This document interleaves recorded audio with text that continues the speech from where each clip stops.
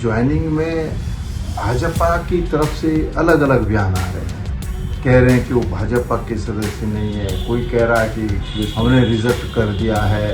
तो भाई अगर कुछ नहीं है तो फिर भाजपा क्यों परेशान है? मेरी समझ से परे वेस्ट मटेरियल है, उनका भाजपा से कोई संबंध नहीं है, तो उन्हें तो खुश होना चाहिए भाजपा को। लेकिन वो तो लगातार रोज प्रतिक्रिया दे रहे हैं, मुख्यमंत्री कुछ कह रहे हैं, प्रदेश अध्यक्ष कुछ कह रहे हैं, तमाम भाजपा के नेता जो है अपना स्वर अलापने का काम कर रहे हैं।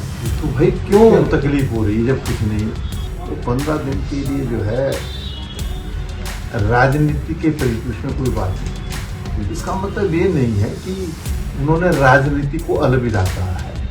तो आप निश्चिंत रहिए। अब तो मुझे लगता है 7-8 दिन हो गए हैं, 7-8 दिन बाद देखेंगे कि आप हरीश रावत जी फिर से राज्य के अंदर कांग्रेस को मजबूत करने का काम करें। जो कांग्रेस से जुड़े हुए नेता हैं उन तमाम नेताओं की महत्वपूर्ण भूमिका होगी, और उसमें जो है हरीश रावत जी भी सम्मिलित हैं। देखिए, अब जो बात हरक सिंह जी ने कही उसके बारे में आप हरक सिंह जी से कहें, लेकिन मैं तो कहा ना, मैं तो बहुत छोटा सा कार्य करता हूँ, जिससे मैं किसी के कृष्ण कोई बात नहीं पता की। निश्चित रूप से कांग्रेस संगठित है। अब भाजपा तो ताक में रहती है, भाजपा को लोकतंत्र पर विश्वास नहीं है, भारतीय जनता पार्टी को इस देश के संविधान पर विश्वास नहीं है, और इसकी भानगी आपने इस प्रदेश के अंदर देखी। हमारी सरकार की, हमारी सरकार को जो है गिराने का काम किस तरीके से किया गया वो आपके सामने है। वो पढ़ाई हमने करी नहीं। उत्तराखंड प्रदेश में विधानसभा चुनाव को भले ही 1 साल का वक्त हो, लेकिन उससे पहले ही चुनावी तोड़फोड़ यहां पर देखने को मिल रही है। कांग्रेस की अगर बात की जाए तो भाजपा पर बड़ा डेंट कांग्रेस की तरफ से डाला गया है। दिल्ली में कई पूर्व विधायकों ने कांग्रेस को ज्वाइन किया है और आगे भी कुछ इसी तरह के झटके देने की तैयारी उत्तराखंड कांग्रेस ने की है। प्रीतम सिंह जी वरिष्ठ नेता हैं उत्तराखंड कांग्रेस के, वो इस वक्त हमारे साथ हैं। सर, बड़ा डेंट इसको कह सकते हैं जो बीजेपी को लगा है दिल्ली में ज्वाइनिंग के बाद? देखिए, आपने कहा कि मैं बहुत सीनियर नेता हूँ, मैं तो कांग्रेस का एक अदना सा छोटा सा कार्यकर्ता हूँ। हमारे राष्ट्रीय नेतृत्व ने, हमारी प्रभारी जी ने, कई जो पूर्व एमएलए थे और जो और लोग थे उनको ज्वाइन कराने का काम किया है।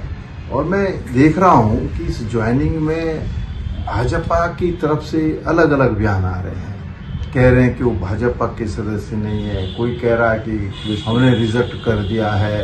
तो भाई अगर कुछ नहीं है तो फिर भाजपा क्यों परेशान है? मेरी समझ से परे की बात जी। तो सर, क्या लगता है, आप लोगों ने तो ज्वाइनिंग करा दी और भाजपा कोई वेस्ट मटेरियल बता रहा, कोई रिजेक्टेड माल बता रहा है, तो इस तरह के लोगों को आपको ज्वाइन कराने से कितना फायदा होगा? नहीं, देखिए, अब वो कह रहे हैं ना कि वेस्ट मटेरियल है, उनका भाजपा से कोई संबंध नहीं है, तो उन्हें तो खुश होना चाहिए भाजपा को। लेकिन वो तो लगातार रोज प्रतिक्रिया दे रहे हैं, मुख्यमंत्री कुछ कह रहे हैं, प्रदेश अध्यक्ष कुछ कह रहे हैं, तमाम भाजपा के नेता जो है अपना स्वर अलापने का काम कर रहे हैं। तो भाई क्यों तकलीफ हो रही है जब कुछ नहीं होनी चाहिए ना तकलीफ? हमने ज्वाइन कराया है, कांग्रेस में आए हैं और राष्ट्रीय नेतृत्व ने उसकी ज्वाइनिंग कराने का काम दिल्ली के अंदर किया है। तो सर, इसमें अभी क्योंकि हालांकि 7-8 महीने से ज्यादा का वक्त है चुनाव, तो क्या और इस तरह के झटके और ज्वाइनिंग भी होंगी? स्वाभाविक बात है, लोकतंत्र की यही तो खूबसूरती है कि लोकतंत्र में दरवाजे खुले रहते हैं। कई बार लोग जाते हैं, कई बार लोग आते हैं। जो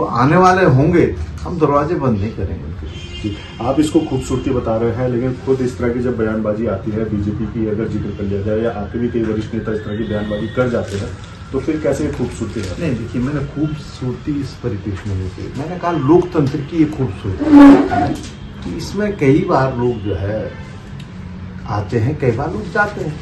तो भाई अब लोकतंत्र में ये है, अगर ये लोकतंत्र में नहीं होता तो फिर तो कोई बात उठनी नहीं चाहिए थी।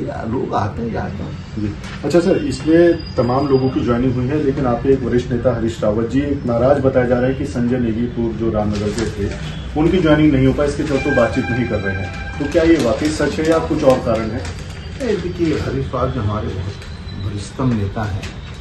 उन्होंने देश में और प्रदेश में कांग्रेस को मजबूत करने के लिए लगातार काम किया है और निकट भविष्य में भी वो निश्चित रूप से कांग्रेस को मजबूत करने के लिए काम करेंगे। एक चुनाव से पहले जब तैयारियां शुरू हुई, साइलेंट हो जाना लगता नहीं कुछ दिक्कत भी बढ़ सकती है? नहीं, ऐसा कुछ भी साइलेंट नहीं है। उन्होंने ये कहा है कि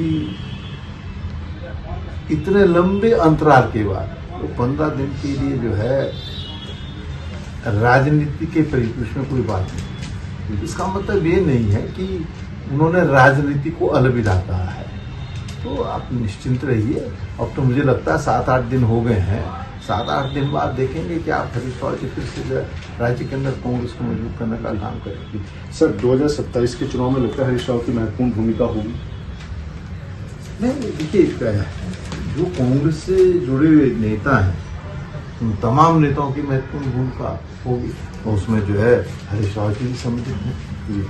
कल हरक सिंह रावत जी एक बयान देते हैं कि किसी को भी अपने पे गुमान नहीं करना चाहिए कि मैं अगर नहीं हूं तो संगठन नहीं चलेगा। नहीं, देखिए आप जो बात हरक सिंह जी ने कही उसके बारे में आप हरक सिंह जी से कहें, लेकिन मैं तो कहा ना मैं तो बहुत छोटा सा कार्य करता हूँ, इसलिए मैं किसी के परिप्रेक्ष्य में कोई बात नहीं पता की। अच्छा सर, बीजेपी की अगर बात की जाए तो बीजेपी अभी भी इस मोड में है कि कब आप लोग इधर उधर बिखरे और वो झटका मारने का काम करें। लगता है संगठित है कांग्रेस? नहीं, निश्चित रूप से कांग्रेस संगठित है। अब भाजपा तो ताक में रहती है। भाजपा को लोकतंत्र पर विश्वास नहीं है, भारतीय जनता पार्टी को इस देश के संविधान पर विश्वास नहीं है और इसकी भानगी आपने इस प्रदेश के अंदर देखी। हमारी सरकार की हमारी सरकार को जो है गिराने का काम किस तरीके से किया गया वो आपके सामने है। जो है सीधे सीधे दिल्ली से जो है जहाज देहरादून आ रहे थे, जा रहे थे, क्या, लेकिन कांग्रेस उसमें विश्वास नहीं रखती, आस्था नहीं रखती है। हम जो है जो व्यक्ति कांग्रेस में आना चाहेगा उसका जो है स्वागत करेंगे। अच्छा सर, चलते चलते और पूछना चाहेंगे कि क्या आपको लगता है कांग्रेस में कुछ ऐसी कमजोर कड़ियां हैं जो बिखर सकती हैं? नहीं, मुझे नहीं दिखाई देता कि कांग्रेस में कोई कमजोर है। सब व्यवस्थित है। सब व्यवस्थित है। ठीक है, ये थे प्रीतम सिंह जी, चकरौता विधायक हैं और उत्तराखंड कांग्रेस का मजबूत स्तंभ हैं, लगातार नजर रखते हैं तमाम चीजों पर। और जिस तरह की ज्वाइनिंग दिल्ली में हुई थी उस पर भी शामिल रहे थे, 6 लोग शामिल हुए, लेकिन अभी औरों पर भी नजर है। और सीधे तौर पर जो 2027 का विधानसभा चुनाव होगा वो काफी दिलचस्प होने जा रहा है, क्योंकि तैयारी लगभग 6 महीने पहले ही शुरू हो चुकी है। अजीत काम्बोज, उत्तराखंड न्यूज, देहरादून। ज्वाइनिंग में भाजपा की तरफ से अलग अलग बयान आ रहे हैं, कह रहे हैं कि वो भाजपा के सदस्य नहीं है, कोई कह रहा है कि हमने रिजेक्ट कर दिया है। तो भाई अगर कुछ नहीं है तो फिर भाजपा क्यों परेशान है? वे इस समझ से करे वेस्ट मटेरियल है, उनका भाजपा से कोई संबंध नहीं है, तो उन्हें तो खुश होना चाहिए भाजपा को। लेकिन वो तो लगातार रोज प्रतिक्रिया दे रहे हैं, मुख्यमंत्री कुछ कह रहे हैं, प्रदेश अध्यक्ष कुछ कह रहे हैं, तमाम भाजपा के नेता जो है अपना स्वर अलापने का काम कर रहे हैं। तो भाई क्यों तकलीफ हो रही है जब कुछ नहीं? तो 15 दिन के लिए जो है राजनीति के परिप्रेक्ष्य में कोई बात नहीं। इसका मतलब ये नहीं है कि उन्होंने राजनीति को अलविदा कहा है। तो आप निश्चिंत रहिए। अब तो मुझे लगता है 7-8 दिन हो गए हैं। 7-8 दिन बाद देखेंगे कि आप हरीश रावत जी फिर से राज्य के अंदर कांग्रेस को मजबूत करने का काम करेंगे। जो कांग्रेस से जुड़े हुए नेता हैं उन तमाम नेताओं की महत्वपूर्ण भूमिका होगी और उसमें जो है हरीश रावत जी भी सम्मिलित हैं। देखिए आप जो बात हरक सिंह जी ने कही उसके बारे में आप हरक सिंह जी से कहें, लेकिन मैं तो कहा ना मैं तो बहुत छोटा सा कार्य करता हूँ, इसलिए मैं किसी के परिप्रेक्ष्य में कोई बात नहीं पता की। निश्चित रूप से कांग्रेस संगठित है। अब भाजपा तो ताक में रहती है। भाजपा को लोकतंत्र पर विश्वास नहीं है, भारतीय जनता पार्टी को इस देश के संविधान पर विश्वास नहीं है और इसकी भानगी आपने इस प्रदेश के अंदर देखी। हमारी सरकार की हमारी सरकार को जो है गिराने का काम किस तरीके से किया गया वो आपके सामने है।